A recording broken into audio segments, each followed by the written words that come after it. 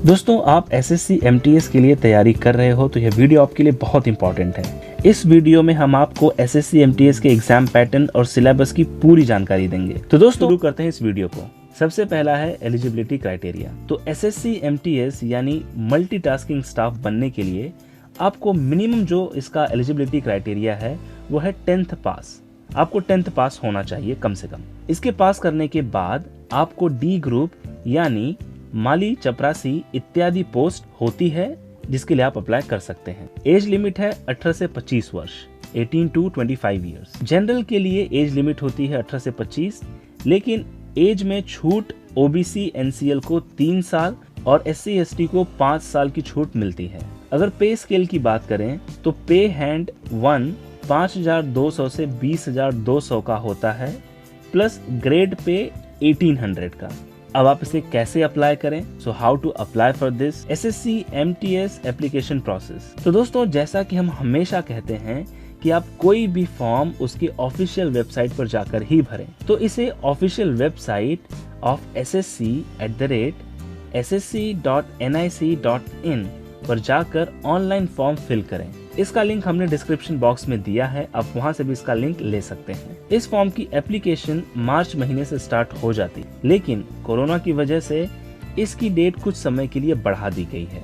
तो ये है एप्लीकेशन फीस। आप देख सकते हो फर्स्ट कॉलम में कैटेगरी है और सेकेंड कॉलम में फीस है। जनरल और ओबीसी के लिए फीस है 100 रुपीज, SC ST के लिए कोई फीस नहीं है। अगर सिलेक्शन प्रोसेस की बात करें तो एमटीएस के लिए आपको टीयर 1 और टीयर 2 दोनों एग्जाम क्लियर करने होंगे।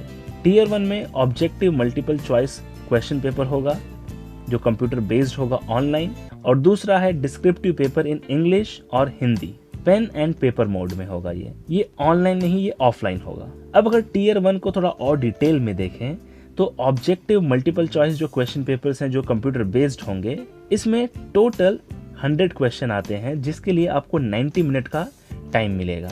हर सही आंसर पर 1 मार्क और हर रॉन्ग आंसर पर 0.25 मार्क डिडक्ट होता है। यानी अगर आपका आंसर सही है तो 1 मार्क मिलेंगे और अगर आपका आंसर गलत है तो 0.25 मार्क काट लिए जाएंगे। तो चलिए देख लेते हैं कि इस मल्टीपल चॉइस क्वेश्चन यानी टीयर 1 में कौन कौन से टॉपिक पर क्वेश्चन पूछे जाते हैं, कितने मार्क के क्वेश्चन होते हैं, कितने क्वेश्चन होते हैं और कितना टाइम मिलता है। तो जैसा कि आप स्क्रीन पर बने इस टेबल में देख रहे हो, general English, general intelligence and reasoning, उसके बाद है न्यूमेरिकल एप्टीट्यूड, जनरल अवेयरनेस। इन 4 टॉपिक पर 25 क्वेश्चंस पूछे जाते हैं, यानी टोटल 100 क्वेश्चन पूछे जाते हैं और ये सारे क्वेश्चन 25 मार्क्स के होते हैं और इन्हें सॉल्व करने के लिए आपको मिलेगा 90 minute. For general candidate, PWD candidates के लिए यह समय थोड़ा बढ़ाकर 120 मिनट का होता है। तो जैसा कि हमने कहा कि इंग्लिश लैंग्वेज में बेसिक इंग्लिश होती है जिसमें 25 क्वेश्चन आते हैं और यह इंग्लिश 10th क्लास के लेवल की ही होगी, उससे ज्यादा नहीं, क्योंकि इसका मिनिमम जो क्राइटेरिया है वो 10th पास ही है। ठीक है। दूसरा है जनरल इंटेलिजेंस, जिसे हम रीजनिंग भी कहते हैं। तो यहाँ पर भी 25 क्वेश्चंस आ जाएंगे 25 मार्क के लिए। उसके बाद आता है जनरल अवेयरनेस, जहाँ पर आपको physics, chemistry, biology, history, geography, current affairs, economics, civics, इन सारे सब्जेक्ट से क्वेश्चंस पूछे जाते हैं। हर एक टॉपिक से थोड़े थोड़े क्वेश्चन लेकर टोटल 25 क्वेश्चन पूछे जाते हैं जो 25 मार्क्स के लिए होते हैं। और जैसा कि हमने बात किया क्वांटिटेटिव एप्टीट्यूड का, तो इस सब्जेक्ट में जनरल मैथमेटिक्स एबिलिटी टेस्ट होता है जो 10th के लेवल का ही मैथ होता है जो एग्जाम में आपको पूछा जाएगा, लेकिन कंपटीशन की वजह से क्वेश्चन का लेवल थोड़ा और बढ़ा दिया जाता है जिससे वह डिफिकल्ट लगता है। यह भी 25 क्वेश्चन होते हैं जो 25 मार्क के लिए ही आते हैं। लेकिन दोस्तों, अगर आप क्रैक मंत्रा को अगर आपने सब्सक्राइब किया है तो यहाँ पर जिस तरीके से मैथमेटिक्स सिखाने की कोशिश की जाती है, बेसिक काफी स्ट्रांग आप कर सकते हैं यहाँ पर। इसलिए मैं बार बार कहता हूँ कि आप इस चैनल को सब्सक्राइब किए बिना नहीं जाइए। चलिए अब बात करते हैं टीयर 2 एग्जाम की।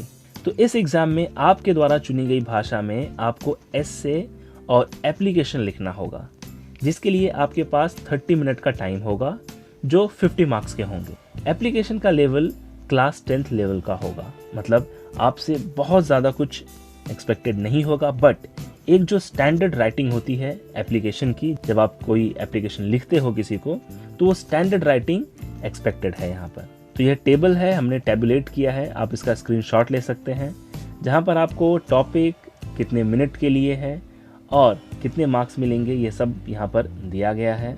अब हम बात करेंगे सिलेबस की, यानी जो भी टॉपिक हमने ऊपर देखे, जो भी 4 टॉपिक्स की बात की हमने, अब उसके अंदर कौन कौन से टॉपिक से क्वेश्चन पूछे जाएंगे। जैसे कि आप स्क्रीन पर देख रहे हो, फर्स्ट कॉलम में सब्जेक्ट है और सेकंड कॉलम में टॉपिक का नाम है।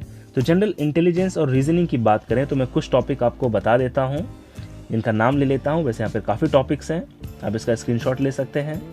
क्लासिफिकेशन है, एनालॉजी है, फिर अंतरिक्ष दृश्य है, विश्लेषण और निर्णय है, अंतर और अवलोकन है जिसे डिस्क्रिमिनेशन एंड ऑब्जर्वेशन कहते हैं, visual memory, decision making, relationship concept है, arithmetic progression, verbal and figure classification etcetera.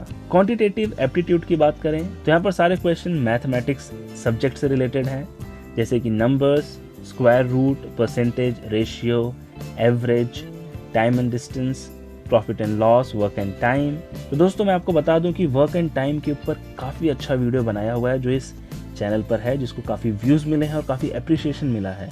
मैं चाहूँगा कि आप उस वीडियो को जाकर देखें, टोटल 4 पार्ट हैं, आप उसे देखें और कॉन्सेप्ट को समझने की कोशिश करें। वर्क एंड टाइम में आप अपनी बेस बढ़ाइए। इसी तरह बाकी टॉपिक्स पर भी वीडियोस बनाए गए हैं जिसे आप देख सकते हैं। फिर जैसा कि हमने देखा कि मैथ्स में ज्योमेट्री से भी रिलेटेड है, ट्रायंगल, क्वाड्रिलैटरल, उसके बाद आता है मेंसुरेशन और आगे चलकर histogram, frequency polygon, bar chart, pie chart, इनसे भी क्वेश्चन पूछे जाते हैं। वहीं पर जनरल अवेयरनेस में Indian economy, culture, science, current affairs, sports, rivers, Indian history, tourism, famous artist, famous book, author, Indian politics, इन सब से रिलेटेड क्वेश्चंस होते हैं। इंग्लिश में candidates will be tested on their understanding of basics of English language. मतलब आपको check किया जाएगा कि आप जो इंग्लिश लैंग्वेज की जो बेसिक्स होती है उस पर रिलेटेड क्वेश्चंस होंगे। वोकैबुलरी चेक होगी, ग्रामर चेक होगा, sentence structure, synonyms, antonyms and it's correct usage etcetera. इसी के साथ candidates will be tested on there writing, कि वो कैसे लिखते हैं इंग्लिश में। यहाँ पर कुछ बुक्स की लिस्ट है जो मैं आपको रेकमेंड करूंगा, जिसे आप किसी भी कॉम्पिटिटिव एग्जाम के लिए यूज कर सकते हैं। तो पेपर 1 के लिए जो बुक हैं वो कुछ ऐसी हैं। रीजनिंग सब्जेक्ट के लिए a modern approach to verbal and non verbal reasoning, जिसके ऑथर हैं RS अग्रवाल, अरहंत पब्लिकेशन की बुक है ये। मैथमेटिक्स के लिए बुक का टाइटल है मैथमेटिक्स, जिसके ऑथर हैं Rakesh Yadav and RS Agarwal. GK के लिए बुक का नाम है जीके एंड करंट अफेयर्स। तो इसके लिए दोस्तों मैं चाहूँगा कि आप डेली न्यूज़पेपर पढ़ें, लुसेंट की बुक पढ़ें और क्रैक मंत्रा इस चैनल को सब्सक्राइब करें और इस चैनल पर बने रहें। यहाँ पर एवरीडे आपको जीके और करंट अफेयर के वीडियोस लगातार अपलोड होते हैं, जिसे आप देखकर अपनी उस नॉलेज को बढ़ा सकते हैं। और वैसे ही इंग्लिश के लिए यहाँ पर नाम दिया गया है जिसे आप देख सकते हैं, और इन बुक्स की मदद से आप इस एग्जाम को क्लियर कर सकते हैं। वहीं पर अगर टियर 2 की बात करें तो वहाँ पर आपको कौन सी बुक्स लेनी चाहिए। अरिहंत पब्लिकेशन की डिस्क्रिप्टिव इंग्लिश टियर 2 के लिए काफ़ी अच्छी बुक है। जैसा कि हमने देखा कि वहाँ पर आपको इंग्लिश में एस्से लिखना होगा या फिर हिंदी में एस्से लिखना होगा, साथ ही आपको एप्लीकेशन लिखना होगा। तो ज़्यादातर लोग इंग्लिश लैंग्वेज चूज कर लेते हैं। तो अगर आप इंग्लिश में दे रहे हैं एग्जाम, तो अरिहंत पब्लिकेशन की जो हमने अभी बात की डिस्क्रिप्टिव इंग्लिश टियर 2 के लिए काफ़ी अच्छी बुक है। दोस्तों इसी के साथ यह वीडियो